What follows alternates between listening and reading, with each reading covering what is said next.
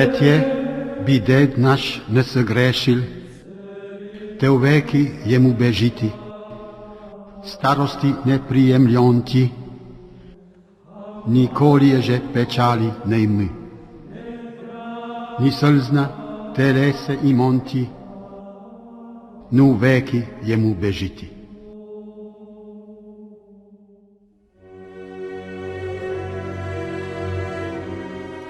Zelo verjetno je, da se predhodnica današnje knjižne slovenščine v zapisani obliki brižinskih spomenikov prvič oglasila prav na Koroškem.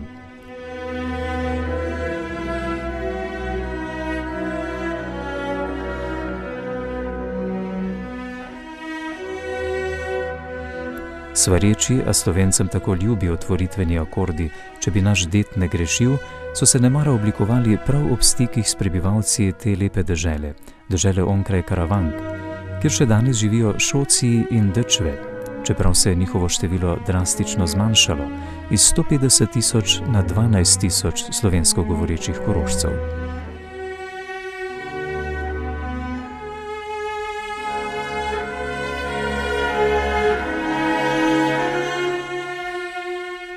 Na Gosposvetskem polju je potekal vse do leta 1414 starodavni obred ustoličevanja karantanskih knezov in je zbujal pozornost vse srednjeveške Evrope.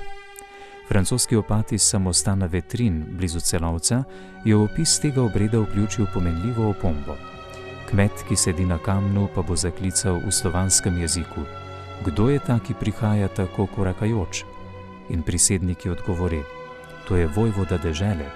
Na to on: "Ali je pravičen sodnik, ki si prizadeva za blagor domovine in je svobodnega duha, da bo vreden časti? Ali je častilec in branilec krščanske vere?" Vsi odgovori: "Je in bo." On pa: "Torej vprašam, s kakšno pravico me more odstraniti z tega sedeža?"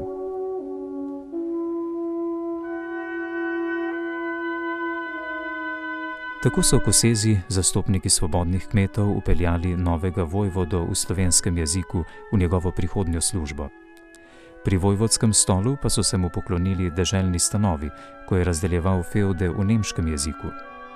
V tem demokratičnem obredu je preprosto ljudstvo simbolično poverilo svojo suverenost prihodnjemu vladarju in je bila slovenščina ob nemščini še vedno drugi uradni jezik v deželi.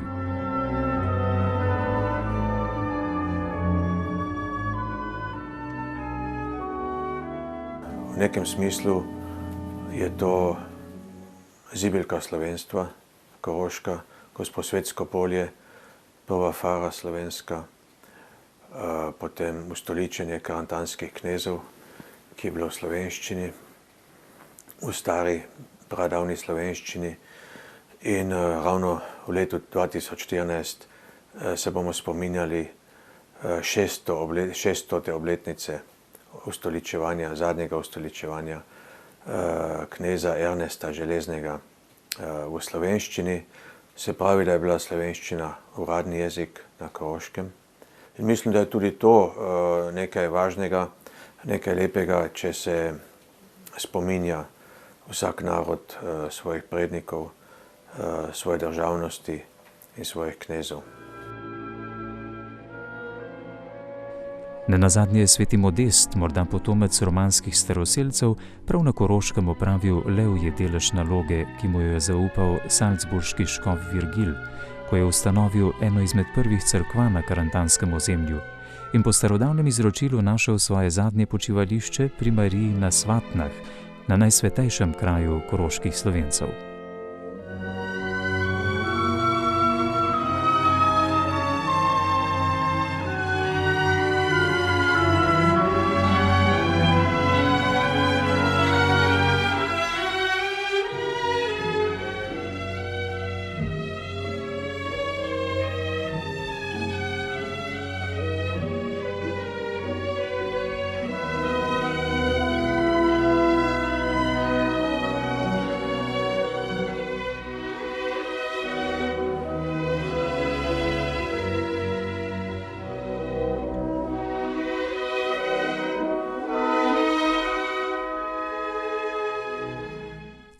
Usoda slovenščine je še danes precej nejasna.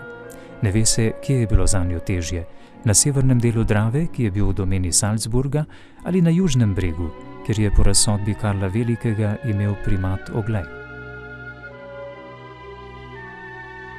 Oglejski patriarhat je bil skoraj 1000 let versko središče Slovencev in patriarh poglavar večine slovenskega etničnega ozemlja. Vendar je na ozemlju Karantanije vseeno prevladal vpliv Salzburga. Kajti jasno je, da je bil v začetkih kristjanizacije alpskih Slovanov Salzburg bistveno pomembnejši, bistveno bolj prisoten in bistveno dejavnejši. Če že ni bilo mogoče odločilne vloge pripisati kar svetima bratoma Cirilu in Metodu, ki sta seveda v tem času v zgodovinskem zavesti Slovencev najvišje kotirala, vendar je njuna misijonska akcija vsaj neposredno zajela samo obrobje slovenskega etničnega prostora.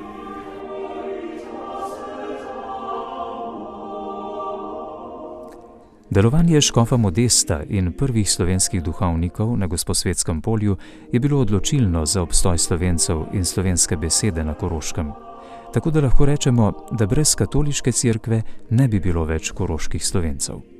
Bili so edini intelektualci in pobudniki, močno povezani z narodom in so zavestno gojili in ohranjali slovensko besedo, ki se je govorila predvsem po vaseh.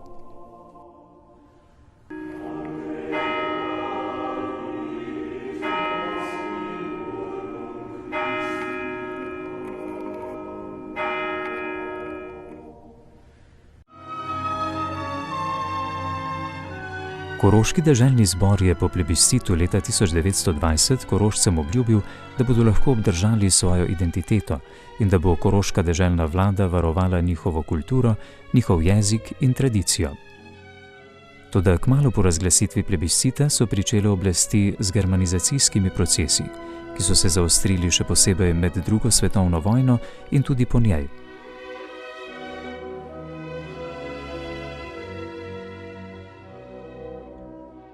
Ja, leto 1920 je bilo zelo napeto leto. Bilo je veliko propagande z obeh strani, z avstrijske strani in tudi strani SHS, države Slovencev, Hrvatov in Srbov. V Jugoslaviji je bila seveda monarhija in v Avstriji republika, tudi to je nekaj prispevalo. Kot rečeno, je pa tale koroška deželna zavest bila odločilna, verjetno, da so se slovensko govoreči Korošci odločili tudi za Avstrijo. Po plebiscitu je pa dejansko veliko intelektualcev izgubilo službe. To so bili juristi, to so bili seveda duhovniki, to so bili učitelji in veliko teh intelektualcev je potem šlo v Novo Jugoslavijo. In to število je bilo precejšnje, ampak tudi po kvaliteti smo doživeli ogromno izgubo. In v tistem času ni bilo dobro biti Slovenec ali pa sploh po plebiscitu.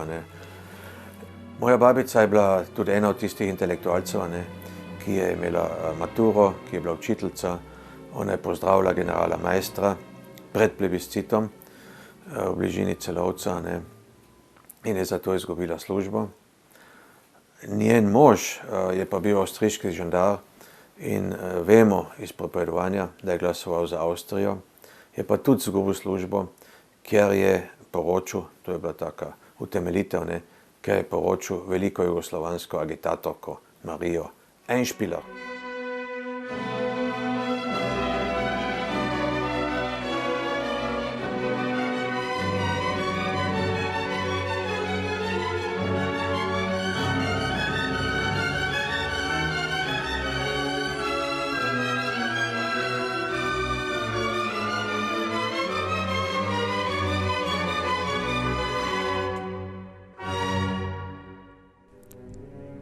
Katoliška cerkev in njeni slovenski duhovniki še danes vztrajajo pri dvojezičnosti bogoslužja na skoraj celotnem prvotno začrtanem območju, čeprav so jim še do pred kratkim bile politične razmere pogosto nenaklonjene in celo sovražne. Ko sem prišel, so pričakovali kot mlad duhovnik, da so bili slabi časi, da bom bolj se na nemško obrnil, in so bili seveda malo razočarani, ker so videli, da se le trudim tudi za slovensko kulturo, za slovenski jezik in taj nisem bil tako dobrodošel. A pa zdaj so se navadili na mene in vedno opazim, da je to se na pozitivno obrnilo, da le nekateri zopet me pozdravljajo po domačem, po slovensko in je veliko mladih ljudi tudi, ki pravi škoda, da mene starši niso naučili slovensko govoriti, kako bi danes to potreboval. Ko sem prve župnijske svete postavljal, ali ko so bile volitve za župnijski svet, so morali navadno Slovenci samo kooptirati. Zdaj pa se je v tem malo zboljšalo, tako da so nekateri Slovenci izvoljeni, najbolj bolj nemška fara so Gorjani, tam so bile prave bitke in pravi boje, pride sem to kakega slovenskega zastopnika spravil v župnijski svet.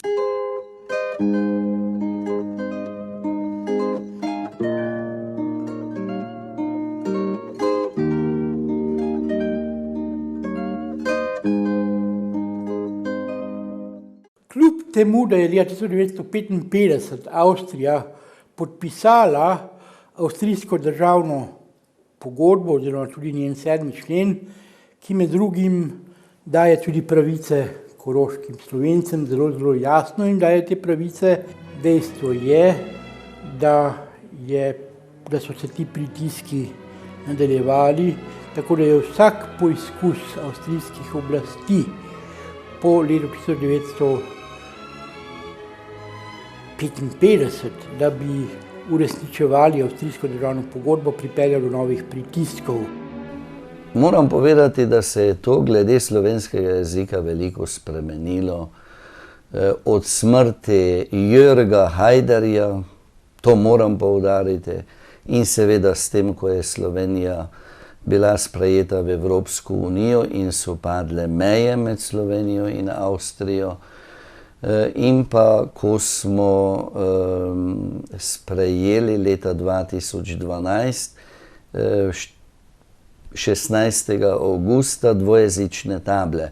Od takrat se je spremenil ta odnos do slovenščine, prej je bilo napeto in se je nekako opazovalo, kdaj, kje, kdo govori slovensko. Od torej 2012, ko so se te table postavile in ko ni Haiderja in ni mej, pa se mi zdi, da je ta občutek drugačni in da mladina enostavno sprejema, tudi če se, recimo zdaj imam verouk za Birmance in vse, kar povem v nemščini in ponovim v slovenščini, vendar nihče nič ne protestira. Torej, pri bogoslužju tukaj v Žitari vasi poskušamo uporabljati polovico, vendar poje se 3/4 slovensko, mogoče 1/4 ali pa še manj nemško, drugače pa slovensko. V Šentlipšu pa pojemo ljudsko petje samo slovensko in pa seveda tam je več slovenskega, kakor tukaj v Žitari vasi.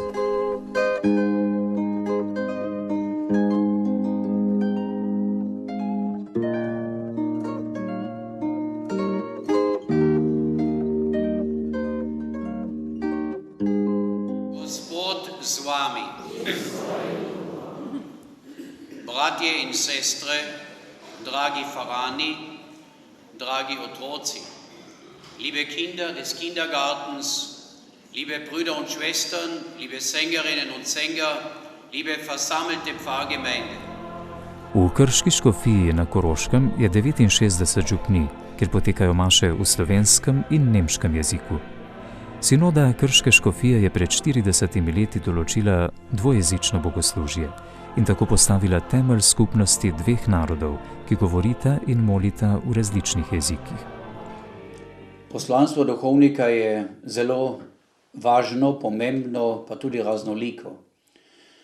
Slovenski duhovnik na Koroškem naj bi bil na eni strani steber, ki krepi narodu in svojim rojakom, slovenskemu vernemu ljudstvu, hrbtenico. Na drugi strani pa naj bi bil tudi odprt in pa graditelj mostu tudi na druge narodne skupnosti.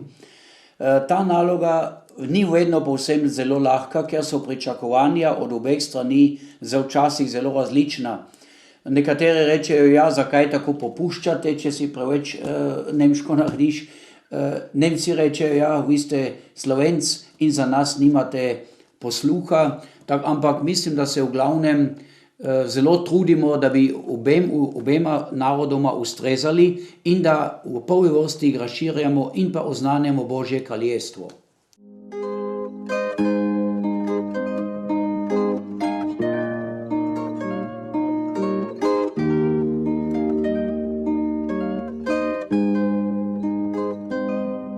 In je zanimivo, da je jezikovna oblika recimo svetih maš zelo različna. Imamo kraje, kjer je maša še skoraj, bi rekel, docela slovenska. Potem imamo župnije, kjer je pol-pol. Potem imamo župnije, kjer je slovenščina prisotna, če tako rečem, bolj simbolno, da je tam še Oče naš dvojezičen, da je nekako berilo, pa kak pozdrav, pa kaka pesem. Pomeni bogoslužje je tako, kot je tudi jezikovni lik fare. In tu vidimo, da je zelo različno. Lepo pa je, da vidimo, da tudi v krajih, kjer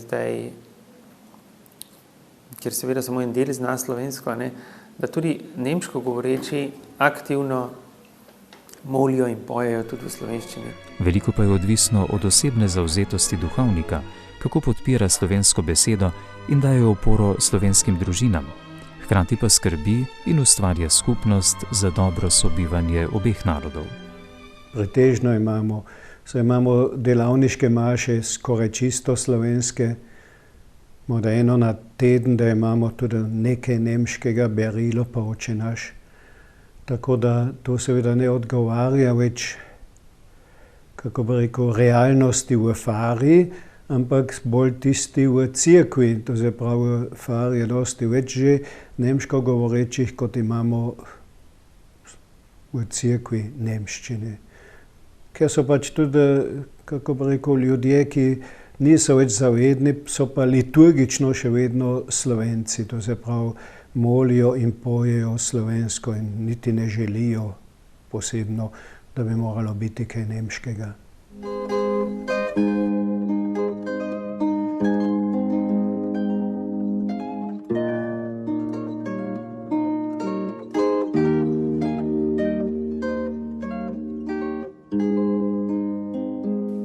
A kar se slabša, je to, da vedno manj otrok govori slovensko.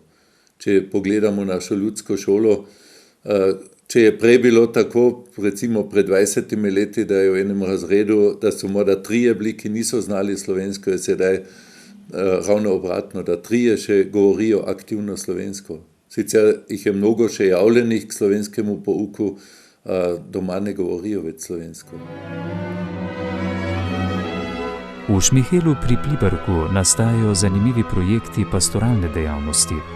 Uvedli so tudi poseben način župnijske dejavnosti, cerkev pride na obisk. Ko pride duhovnik na obisk tja, kjer ljudje živijo in delajo, tudi v tovarno in na dom. Vsak četrtek od 13. do 15. ure pred izmeno in po njej je duhovnik na razpolago ljudem za pogovor. To je prvi tovrstni projekt na Koroškem. Res pa je, da zelo redko kdo pride na pogovor, ker je zadrega ljudi tako močna, da ne najdejo korajže za ta korak. Duhovnik pride kot gost v njihovo hišo ob raznih priložnostih, ob krstu, poroki in pogrebih, da se z njimi pogovori in tako izvaja pastoralno dejavnost. Med šolo in župnijo poteka dobro sodelovanje. Verouk in pripravo na zakramente imajo učenci kar v šoli. Spovedniki prihajajo na spoved v šolo, tako da se otroci iz praktičnih razlogov spovedujejo kar v ravnateljevi pisarni.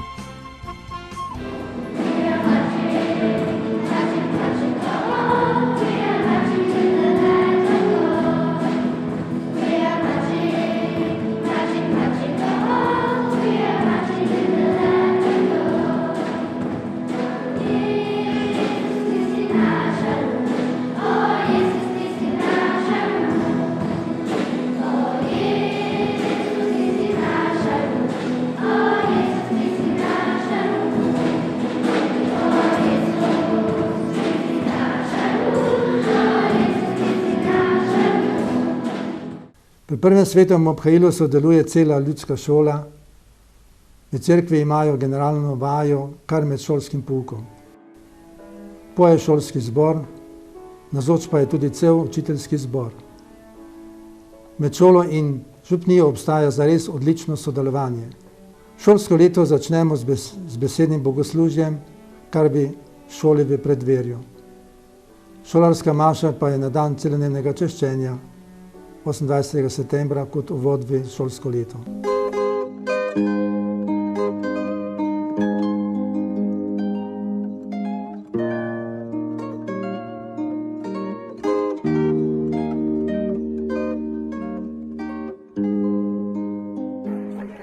Še vedno pa se po vaseh ohranja tradicija miklavževanja, kolednikov in v adventnem času maš zornic, ko se ljudje še v jutranjem mraku zbirajo in prihajajo k maši.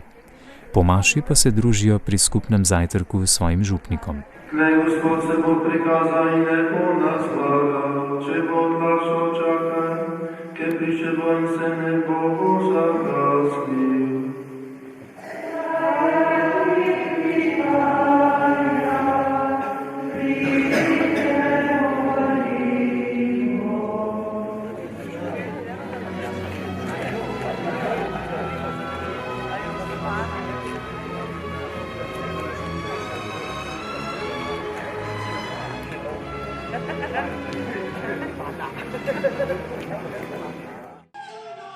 Po župnijah delujejo kulturna društva, ki še gojijo slovensko besedo in ohranjajo domačo kulturo in tradicijo. Včasih so jih vodili kaplani, tako da so mladino lažje pritegnili v cerkveno življenje. Danes pa se tudi to zelo spreminja. Večina naših posvetnih društev se je imenovala katoliško posvetno društvo, takih imamo še kar nekaj. Nekatera so se pozneje preimenovala v slovensko posvetno društvo, nekatera se pa še vedno imenujejo katoliško posvetno društvo ali pa slovensko katoliško posvetno društvo, tako kot ono v Selah. Se pravi, ustanovitelji so vedno bili duhovniki ali pa njihovi kaplani. Če pa gledamo naše hranilnice, posojilnice, na začetku so vedno bili zraven duhovniki in kaplani. In tako imamo tudi najstarejšo posojilnico v Avstriji, slovensko posojilnico iz leta 1872, kjer so tudi bili zraven pri ustanovitvi kot so ustanovitelji duhovniki. Ta vloga je bila neprecenljiva in kamorkoli greste na vsa področja našega življenja, posod, kjerkoli se nekaj ustanavljalo, so bili zraven duhovniki.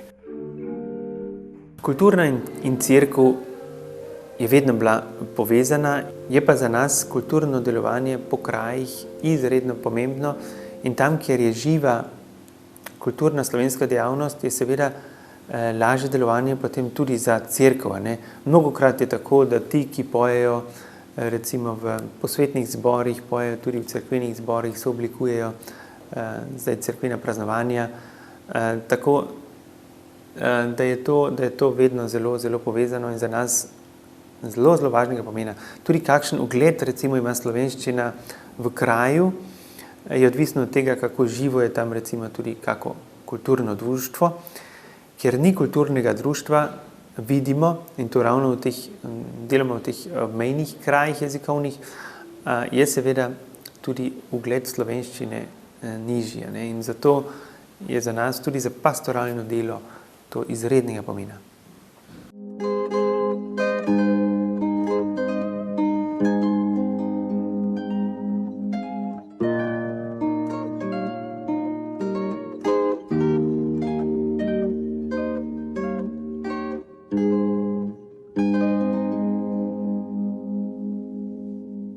Pri nas imamo zelo močno kulturno društvo, ki deluje predvsem na področjih gledališča in pevske kulture, pa seveda tudi druga področja.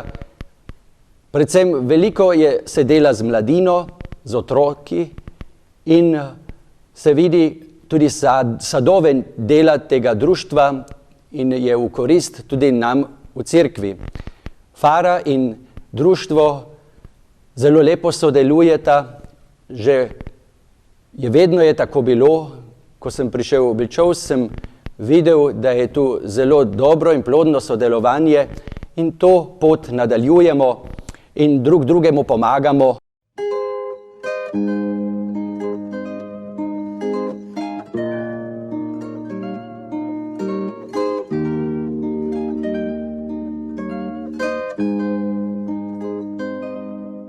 Reberca, mislim, združuje mnogo, posebno otrok in mladih ljudi. 30 že delamo in tam smo tudi vsako leto od vsega začetka povabili mnoge umetnike tudi iz Slovenije.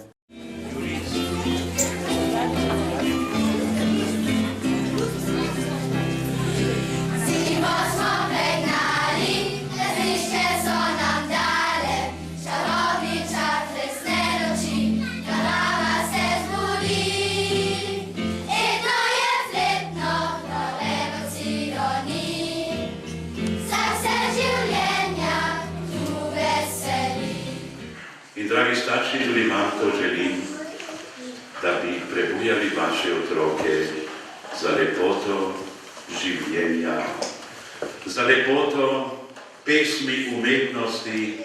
In jaz mislim, da je že nekaj posebnega, če se smete danes zavedati, da so vaši otroci spet en teden imeli priložnost se prebujati za mnogo. Začeli smo čisto skromno. Jaz še spomnim se, kako je na prvi teden mladih umetnikov prišlo 15 otrok, zdaj pa jih prihaja toliko, da imamo 2 tedna, tudi teden športa in jezikov, pa tudi drugače prihajajo skupine, tako da se mi zdi, da je Reberca postala za mnoge, posebno tudi otroke v poletnih mesecih, neka posebna oaza.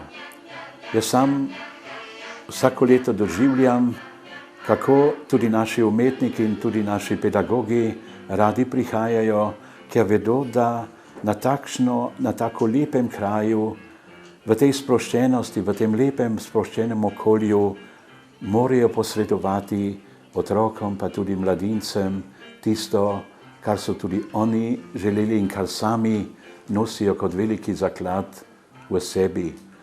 In jaz upam, da bo še v bodočnost tudi tako, ker končno na Reberco prihajajo iz vseh delov Koroške, tudi nemško govoreči, pa tudi iz drugih krajih, Avstrije, tudi Slovenije, Italije. Tako da je v tem smislu, bi rekel, Reberca po vseh, ki tukaj sodelujejo, tudi postala neka mala Evropa.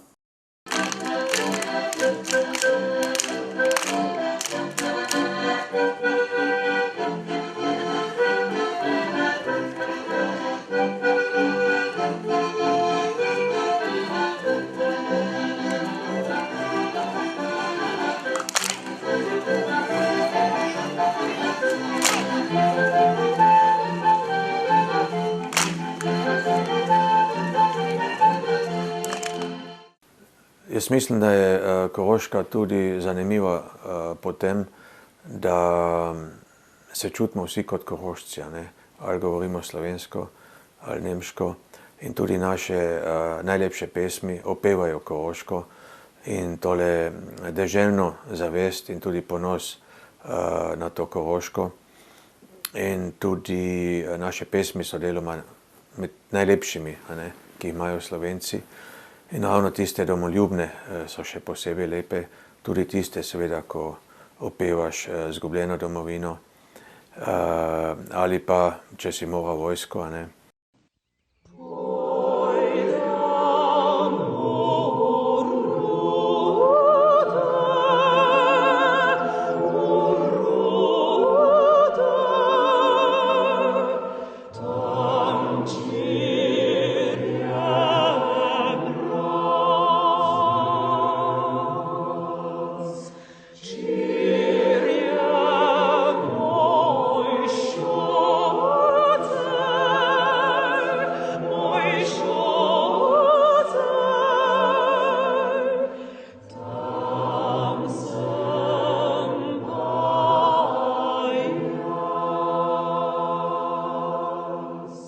In res je, koroška ljudska pesem je polna melanholije, otožnosti in hrepenenja.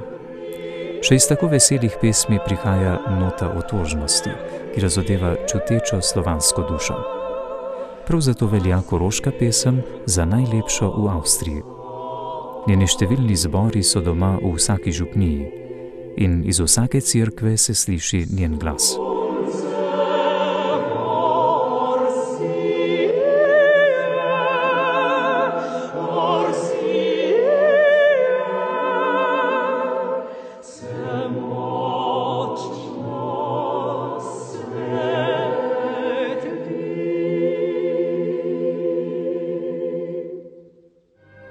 Cerkev je in bo verjetno še naprej ostala na Koroškem hrbtenica slovenstva. Slovenski duhovniki so bili tudi ustanovitelji najpomembnejše kulturne ustanove Mohorjeve družbe. Zadnjih 160 let so vedno bili odločilni duhovniki in prvi trije, ki so ustanovili prvotno Mohorjevo, to sta bila dva duhovnika, Andrej Einspieler, moj prastric, če hočete, po babici, ki je bila Marija Einspieler, in seveda škof Anton Martin Slomšek, ki je bil škof na Koroškem do leta 1851 ali 52. Te dva sta bila ustanovitelja Mohorjeve družbe skupaj z profesorjem, slovenistom, profesorjem Janežičem. Napetosti tle na Koroškem so bile tako velike, da se Mohorjeva družba bala, da bo izgubila to, kar je bilo najbolj dragoceno za Mohorjevo družbo, ne samo status, ampak tudi tiskarski stroj. In tako je ta tiskarski stroj potem iz Koroške romal v Slovenijo, v Prevalje. Zasluge za to ima moja babica, ki je pa, kot rečeno, učiteljica blizu Celovca v Pokrčah, in tam je tudi živel v bližini gospod Tomaž Šturm, oče predsednika Zveze slovenskih organizacij, dr. Marjana Šturma. Gospod Šturm, starejši, je bil učenec moje babice in ga je prosila, če bi posodil svoje konje, in sta potem s temi konji peljala tiskarski stroj Mohorjeve čez Krški most na postajo v Grabštajn, in z tiste postaje je potem tale tiskarski stroj romal v Prevalje, da ga je rešila še pred plebiscitom, mislim, da je to bilo leta 1919, in tako je nastala Mohorjeva v Sloveniji, Prevaljska Mohorjeva, ki je tiskala približno 90 naslovov, 90 knjig, v nakladi 2 milijona, se pravi 2 milijona izvodov je šlo samo v Prevaljah. Njeno delovanje se je danes zelo spremenilo in razširilo na sodobna področja tiskanja in trženja knjige. Žal pa se na vaseh vse bolj izgublja interes zanjo in jo ljudje vse manj prebirajo, ker ne znajo več brati knjižne slovenščine.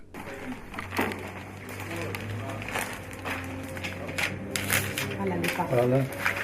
Nas obvezuje oporoka škofa Slomška, Vera bodi vam luč, materina beseda pa ključ do zveličavne narodove umike.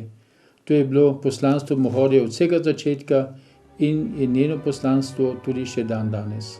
Imamo povernike po župnijah, so to župniki, pa tudi drugi, ki raznašajo Mohorjeve knjige. In Mohorova seveda je tudi zelo navzoča tudi v slovenskih občilih, pa tudi v nemškem svetu, ker ne izdajamo samo slovenskih knjig, tudi nemške knjige in je tako Mohorova tudi močen most med slovenskimi in pa nemškimi sodeželani na Koroškem. Ja, če pomislim na moje mladostna leta ali na mojo družino doma, koliko se je bralo, ne samo nedelja. Moja mama je vse Mohorove knjige prebrala in se bo slovenščina se ne bo mogla ohraniti, če se bo samo dialekt ohranil.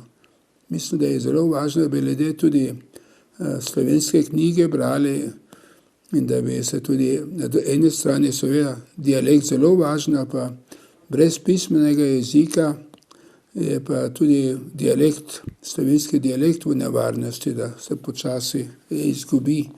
In bi apeliral na ljudi, posebno tiste, ki še znajo slovensko, da tudi veliko berejo, da znajo oba stvari, dialekt in pismeno slovenščino.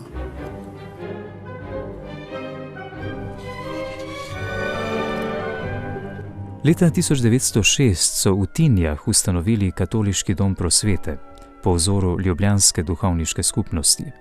Ustanovitelj je bil Lambert Ehrlich. Danes je to osrednji verski in kulturni center na Koroškem.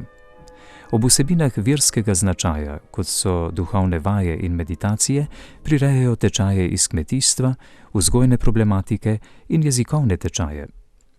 V 610 prireditvah letno se zvrsti veliko razstav, koncertov, izobraževalnih tečajev, ki se jih udeležujejo nemško in slovensko govoreči Korošci, skupine iz Avstrije, Slovenije in tudi iz drugih krajev Evrope. V svojo dejavnost uspešno vključujejo tudi izdajo knjig. Mi smo izdali vse skupaj 13 knjig. Mi smo imeli vsako leto eno posebno serijo na posebno aktualno temo. Torej, zadnja knjiga ima naslov Leto kasneje, ureditev krajevnih napisov 2011 in kaj je iz tega nastalo. To je ta knjiga, ki je pred nedavnim išla. Tukaj je tudi kraj Žitara vas Sitarsdorf posneto in spodaj tudi razni primeri, ki nam še pravzaprav ni uspelo pridobiti, torej dvojezični naziv krajevnega imena, kot bi to moralo biti po členu 7 avstrijske državne pogodbe. Tu smo povabili razne zelo znamenite strokovnjake z področja politike, pa tudi z področja geografije, zgodovine in vsi ti so obdelali to snov in je zelo zanimivo, ker je torej iz različnih zornih kotov nakazano, kaj je uspelo v zvezi z memorandumom in v zvezi s to novo ureditvijo in kaj dejansko še ni uspelo.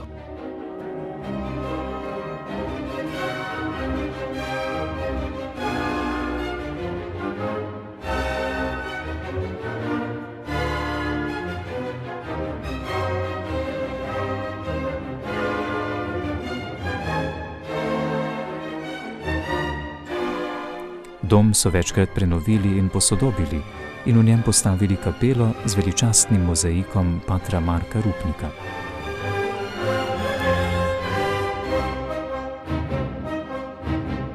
Sporočilnost glavne slike v tej kapeli je pravzaprav enkraten motiv, ki prikazuje srečanje Boga z Abrahamom in Saro pod mamrovim drevesom. To lahko beremo tudi v Svetem pismu Genezi 18. poglavje. In sicer Sara in Abraham sta bila nerodoviten zakon in si hrepeneče zaželela otroka. Sveda zaradi tega, ker otroci so bili tudi garancija za oskrbo v starosti. A globlja žalost nujna je bila, ker v svojem potomstvu nista mogla pričakati in pričakovati Mesije. In zato sta upala proti upanju, ker sta bila že v letih in po naravnih zakonih ne bi mogla več pričakovati otroka. A molila sta vztrajno, zaupno. In Bog je uslišal njuno molitev in ta slika prikazuje, ko Bog prihaja najprej v podobi 3 angelov, prihaja s tem sporočilom: Sara bo spočela sina.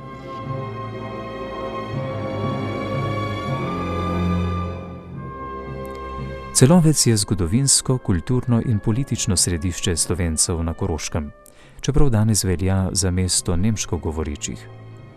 Še danes imajo v njem svoj sedež vse osrednje slovenske organizacije, tako slovenske založbe, Drava, Mohorjeva, tukaj sta tudi slovenska otroška vrtca, dvojezični osnovni šoli v Šentpetru in Mohorjeva, slovenska gimnazija, dvojezična slovenska trgovska akademija in vse celovško slovenska fara s pastoralnim centrom svetega Cirila in Metoda.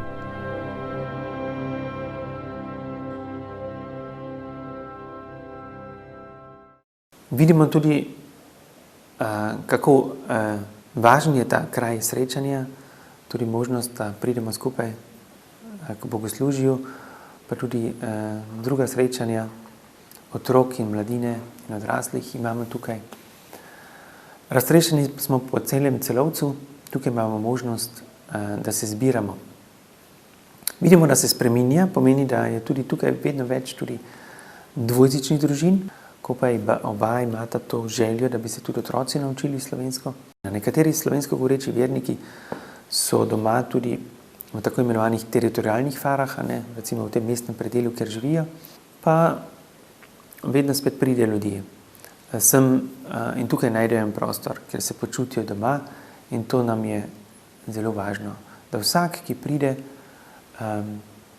da se tukaj počuti doma. Zanimivo je tudi ta razvoj, ki je za nas zelo pomemben, da pride vedno več ljudi, zdaj tudi iz Slovenije, seveda tudi vidimo iz ekonomskih razlogov, tukaj najdejo službo. In meni je tudi to srčna zadeva, sem tukaj tudi v župnijskem pastoralnem svetu, da tudi ti ljudje najdejo tukaj svoj dom, da se slovensko govoreči združujemo in da tudi ravno v skupnem verovanju najdemo ali pa začutimo povezanost.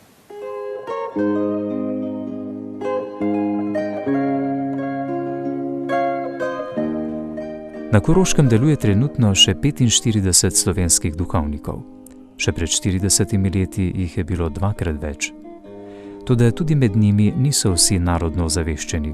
Župnije si pomagajo z laiki ali z duhovniki, ki prihajajo od drugod, ki se trudijo za dvojezičnost v cerkvi in se tudi sami učijo slovenskega jezika.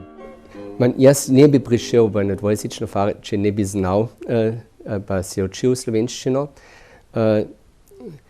Ljudi to različno doživljajo. Mislim, so nekateri ljudi, ki so zelo veseli, da rečejo, tukaj je en župnik, ki se trudi za dvojezičnost, pa tudi za slovenščino. So pa tudi nekateri, ki so rekli, da to je pa ni fajn za njih, da zdaj pa imajo strah, da tukaj nekdo se uči jezik, ki sami so pa hoteli pozabljati, ali pa da ni več porabijo v vsakdanju. In za tiste včasih je tudi tak, herausforderung. Za tiste je tudi izziv, da zdaj nekdo kaže, da ta jezik pa ta kultura je pa res lepa.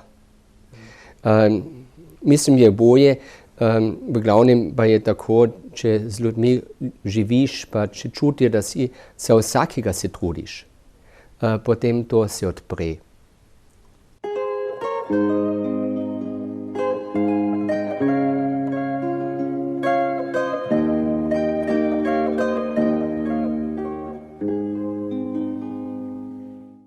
Jaz skoraj ne upam v bodočnost pogledati, če pomislim, kako je malo jih se odloča za duhovniški poklic, ko sem jaz imel na Maše naše 20 nastopilo 1967. In nekateri ljudje mi pravijo, zakaj pa, ko bo tekmal 75, zakaj pa ne oddate kakšno faro. Jaz sem pa prav strah, če oddam na primer Zgornjo Zilo, Melbiča ali Brdo, da potem tam bodo potem nemški duhovniki prišli in ne bo več. Potem v par mesecih ali letih bo tam potem tudi slovenščina izumrla, ker vidim, da predvsej na mene visi.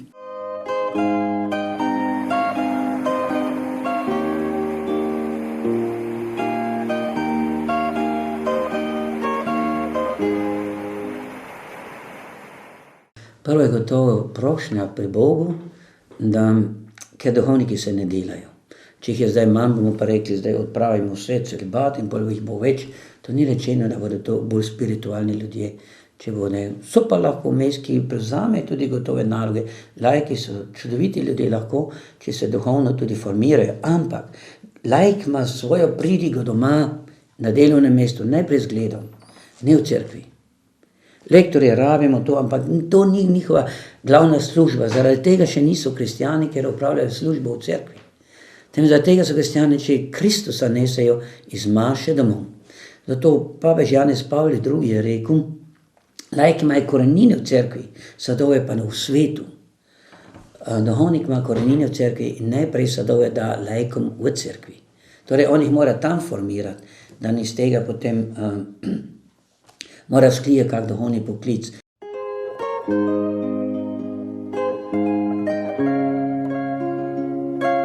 Koroška je majhna dežela z malo več kot 500 000 prebivalci in med njimi so po uradnem štetju samo še 3% Korošcev, ki govorijo slovensko. Slovenščina je najbolj razširjena na cerkvenem področju, manj na področju uradnega jezika, sodstva in šol. Drugače bi pa jaz to ne dramatiziral, to dejstvo, da je Korotan ali pa slovenska Koroška v Avstriji, to je zdaj nekaj normalnega in predvsem v okviru Evrope smo vsi pod isto streho, pod Evropsko unijo, evropska povezava, ki nas povezuje in zato mislim, da karavanke niso več tako visoke kot včasih in da je sedaj Korotan ali pa Koroška dostopna za vse in je treba gledati, da se iz tega naredi čim več. V zadnjem času pa se med mladimi spet zbuja interes zanjo, bodisi da odkrivajo svoje nekdanje korenine, lepoto jezika svojih dedov ali pa gledajo na dvojezičnost kot na posebno vrednoto koroške dežele.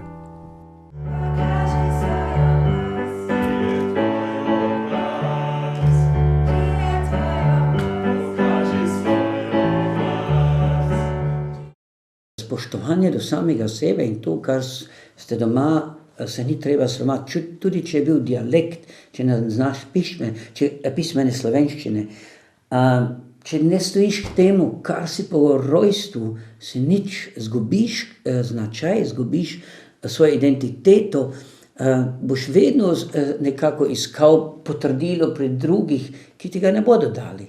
Na eni strani bodo veseli, če nisi zaveden, na drugi strani pa te ne bodo spoštovali, ker čutijo, da nisi pristen, da nisi avtentičen. In če nisi to, ali če jaz nisem to, kar sem nič.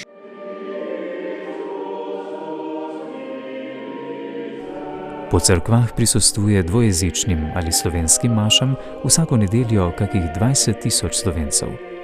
Cerkev je tako še vedno hrbtenica Slovencev. In če slovenski besedi v vsakdanjem življenju ne kaže preveč dobro, se bo zagotovo ohranila vsaj pri cerkvenem bogoslužju.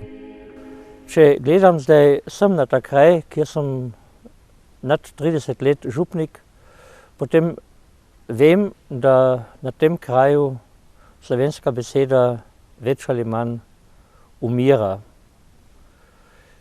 Je že nekaj let od tega, kar sem pokopal človeka, ki je rekel, da je zadnji Slovenc iz Šempetra. Mislim, da ni bil zadnji, ampak nekaj še imamo.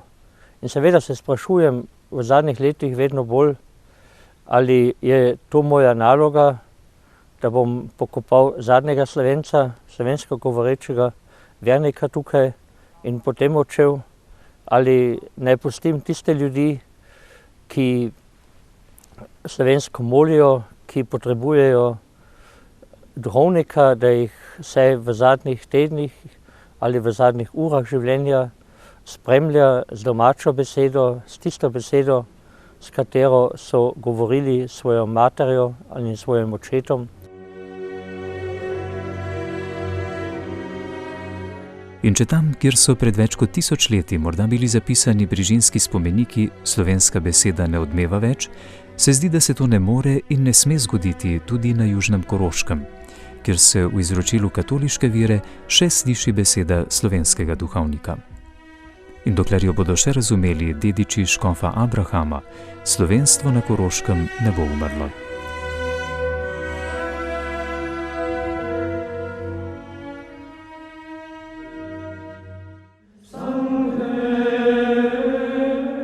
Jesem bratrija, pozvani i pobejeni, egože ne možem nikimže lica ni ukriti, ni kakože ubegati, no je stati pred stolom Božjem sa sompornikom našim, sa zlodejem starim i jescen pred Božima očima, vsakomu svojimi usti i svojim glagolom ispovedati, eže je na sem svete kiž dostvoril, libo bondi dobro, libo li si zlo.